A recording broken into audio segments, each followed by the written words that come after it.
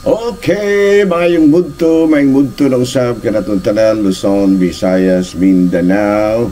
Mayong mudto Philippines, mayong mudto world, mayong mudto universe. Ano na punta mga higala, nili atong tulumanon sa kahanginan, CONA, Catechesis on Air.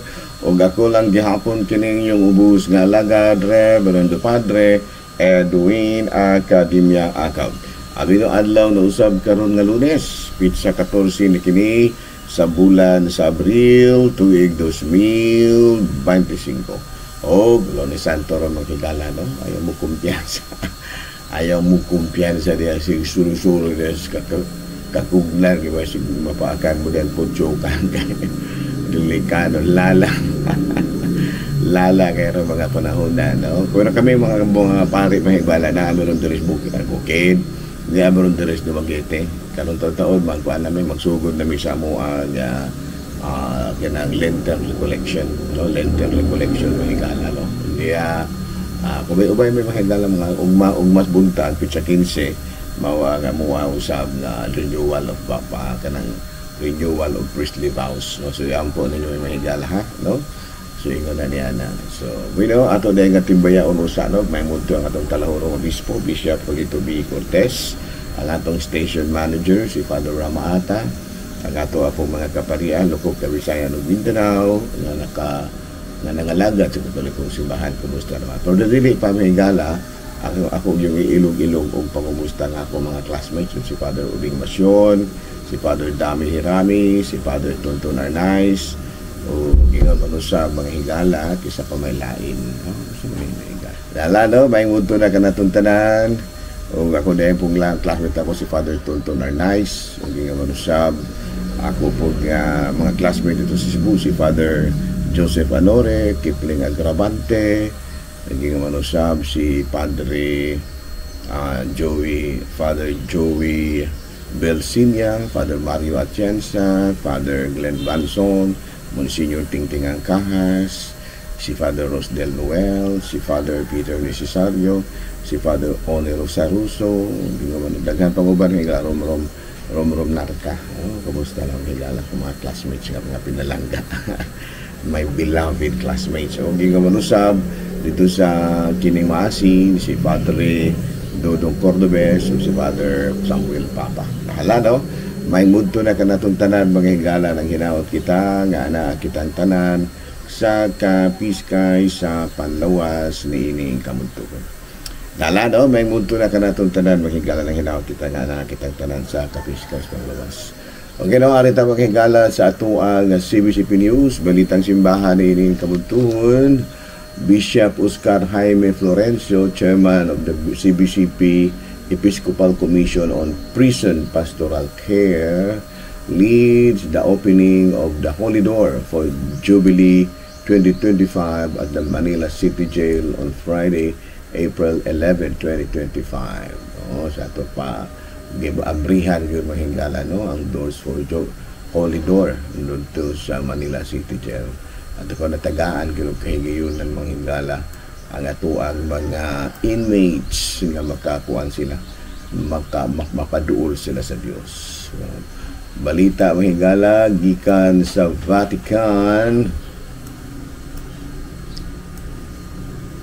Pope Francis visits the Basilica of the Saint Mary Major at Rome and prays before the image of the Virgin Mary's Salus Populi Romano.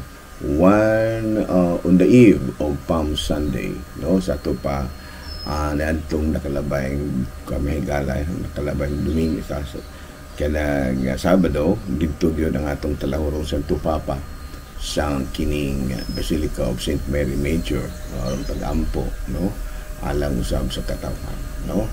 So mo kanto mahigala mga balitang simbahan ni ining kamudtuhon ug ari kita mahigala sa ato ang Saint of the Day. Abi ang atong Saint of the Day karon mao si Saint Julius no. Usa kini siya karumanhon no, elected Pope and succeeded Pope Saint Mark. Settled many controversies including Arianism. Built several basilicas and churches in Rome and died there in April 12. No? So So karong adlaw mahigala gihinumduman na to ang lain na pong patron sa Katolikong simbahan nga mao si Saint Julius. No? Nadi sa ngayon kung si Saint Julius. Nala no, may ngunto na kanatong tanan mga higala ato dahil nga timbayaw no sa mga may ngunto atong mga lay ministers. Kumusta naman? Abino diri sa aton. Di sa iyongon mahigala ako ra pong mga lay ministers mahigala may ako nga gihimong mga apostoles sa mausara mahigala kay at least maka-blessing po sila sa mga balay-balay, no? So ganina nagsugod na, no? Lunes ganinang buntag dito na mahigala ako nang gipa singalana ako nang gipasuro itong mga lay minister nato dito suroy sa mga kabalayan, no? Nala no, padayon tang kana another na kita mahigala sa atuan kining catechism. Number one question: can a non-Catholic have a Catholic burial? Pwede ba nga dili Katoliko niya ari isulong simbahan sa Katoliko para dili ilubong? Sa Canon 1133 Article 3, in the prudent judgment of the local ordinary, ecclesiastical funerals can be granted to baptized persons who are enrolled in a non-Catholic church or ecclesiastical communities unless there is evidently to the contrary and provided that their own minister is not available. So pwede ra gyud na, no? Basta kay kining kanang maong tawo dili gyud ingon ba nga murabag nakahimo gyud og dili maayo sa Katolikong simbahan unya wala po gyud na ang ilahang minister. So pero magkinahanglan pag gyud og pagtugot gikan sa kining kanang gikan sa talahurong obispo. Another question mahigala: why do we kneel down when we pray? Ano man tag Katoliko nga manlugod man tag mga buta. Tubag niya na you know, it is a sign of humility, a sign of unity before God, no? Sa to pa kinahanglan di ay nga atubangan sa Dios, magluhod kita timaan sa atong pagpawus atubangan sa Dios, no? Sa Efeso kapitulo 3 bersikulo 14 at 15, that is why I kneel down before the Father, from whom every family in heaven and on earth takes its name. Sa Acts chapter 9 verse 40, Peter first made everyone go outside, then he knelt down and prayed, no? And Saint Paul even asked for the prayers of others. Prayed for kanang convert families in Ephesus. Okay, no? Why is the Catholic against death penalty? No? Nga naman yun kita mga Katoliko nga dili man kita musugot ng death penalty. Number one, because of our justice system, right? Because our justice system here is defective. There is ato sa Pilipinas. Doon naman giusahay niya kana ba nga atong justice system tungod lagi sa lihit sa kwarta mahigala ang kalagmitan nga mga kanabang mga priso kanang bitang ma-death penalty kung naa magani pobre ra pod. Kaya naman wala man di magbuta maka-afford din taon og mga maayong laki nga mga abogado. Dapat giduntaan na ang gobyerno mo provide og daghang abogado. Sa ato ana magutay kana bitang public kanang public assistance, legal assistance office, pero daghan po kayo kung gihandol sa mga abogado maglisod gid og concentrate. So muna nga there is ato wala lang usa tay death penalty. Okay, pero nga naman tang another question: why do Catholics honor Mary? No, because Mama Mary is clothed. Why do Catholics honor Mama Mary? Number one reason is because she is clothed with a special dignity. No, she is the Mother of God. No, ato gid nang gitahod sa Mama Mary tungod sa special niya nga dignidad. And number two, we invoke her intercessions nangayot tas iyang mga pagampo. And number three, okay, no, so duha day karason higala. Number one and number two, because she is clothed with special dignity, and number two, because we always invoke her intercessions. Okay, another question tamang higala. Kasi may meaning ug kuan mahigala. Do Catholics Why do we offer Mass for the repose of souls? Ayan, no?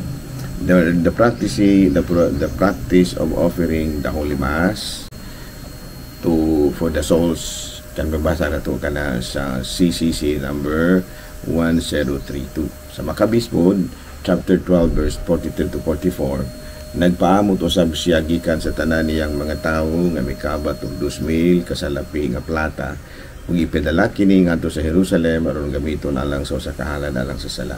Si Judas naghimo niining hamili nga butang tungod kay nagtuo siya sa pagkabanhaw. So daala sa panahon padaan sa mga kakaraanan, doon na lang gitawag nato og pag-ampo alang sa mga nangamatay. Okay, klaro no. Wala pa siya nagtuo nga ang patayaban na usa o takabutang nga binuang o wala kapuslanan ang pag-ampo alang kanila. Okay, no, niya sa kana lain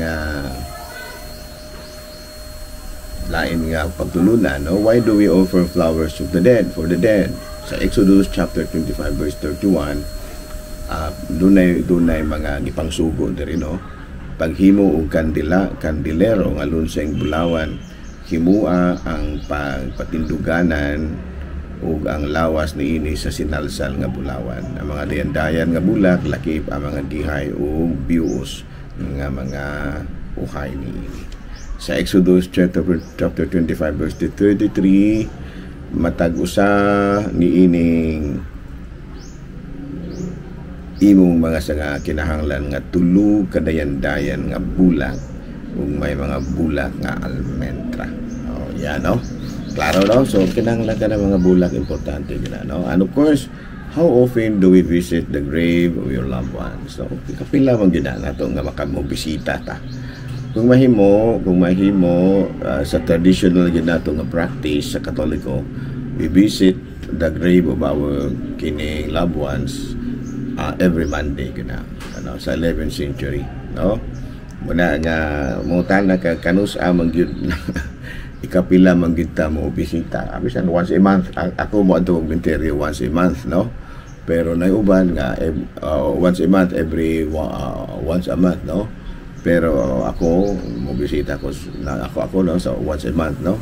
Pero ang uban sa ato gyud sa pagtuong Katoliko, mo bisita ta sa lubnganan sa atong mga nangamatay, kanang gitawag nato every Monday. Okay, no? So din na lang takuto panghigala kami, medyo busy man yung gamay ron panghigala. At least na wala kita na bakante, no? So daghang kayo salamat sa pakiguban kadako ug ako lang gihapon kini yung ubos nga alagad Reverendo Padre Edwin Academia Kalma na milit na usab kaninyo ug manalangin ka nato ang Dios nga magkaigahos tanan. Amahan, Anak, Espiritu Santo. Good noon, Pilipinas.